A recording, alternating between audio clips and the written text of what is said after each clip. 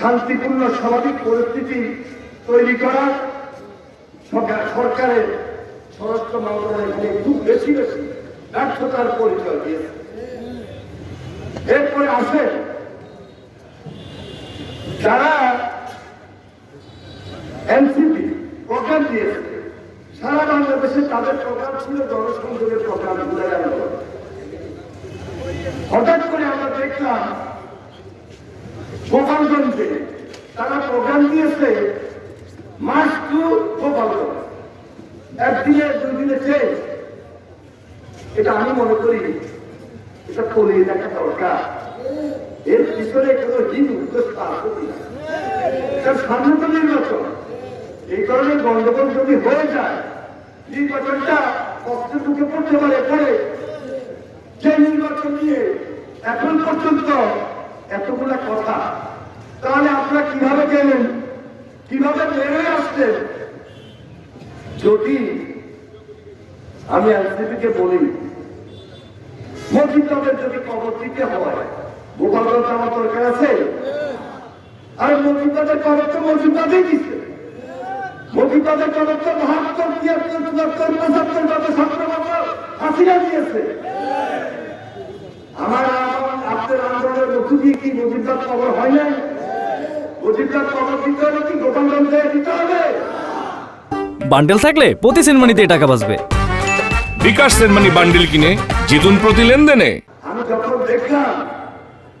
আমি যখন দেখলাম সকালবেলায় ইউনিয়ন গাড়ি, পুলিশের গাড়ি, নিরাপত্তাহীনতা, তাহলে সেখানে আমাকে চিন্তা করা দরকার ছিল আমার পরবর্তী কর্মসূচির ধাপটা কি ধরনের হবে, হওয়া উচিত কিনা।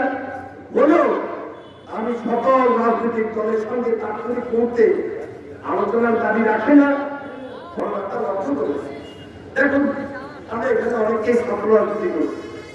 আমার ছাত্র রাজনীতি করতে করতে আমরা এখানে নেতৃত্বে এসেছি।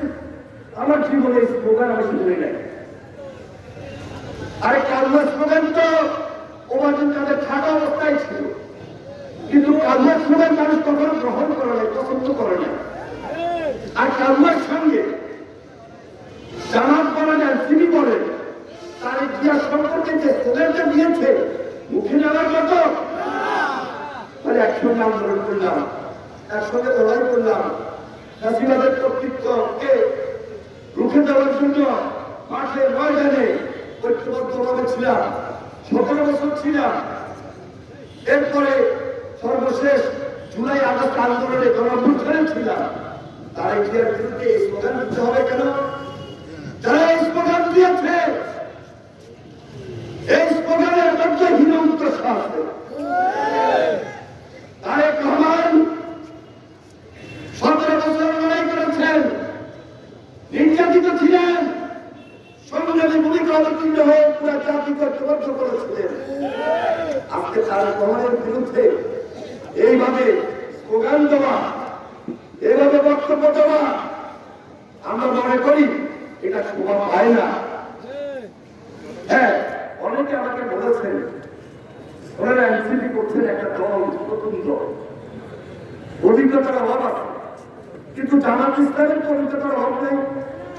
তাহলে কি আমরা ধরে নিতে পারি জামাত ইসলাম তাদেরকে মিসগাইড করেছেন, ভুল পথে হাজার পরামর্শ দিয়েছেন? জামাত ইসলাম আপনাদের ভূমিকা কি? ৭১ সালে আপনার তো যুদ্ধ করেন না, দেশ স্বাধীনে জড়িত ছিলেন না। শহীদ রাষ্ট্রপতি জিয়া রহমানের নেতৃত্বে দেশের মানুষ যুদ্ধ করেছে, লড়াই করেছে, সংগ্রাম করেছে, স্বাধীনতার ঘোষণা দিয়েছে, রণাঙ্গনে ঝাঁপিয়ে পড়েছে। স্বাভাবিক কারণে একটা পার্থক্য আসতে হবে। তাহলে গত আন্দোলন সংগ্রামে আপনাদের ভূমিকা ছিল, অস্বীকার করেছে, একসঙ্গে মিলিত আন্দোলন করেছে। যাই হোক,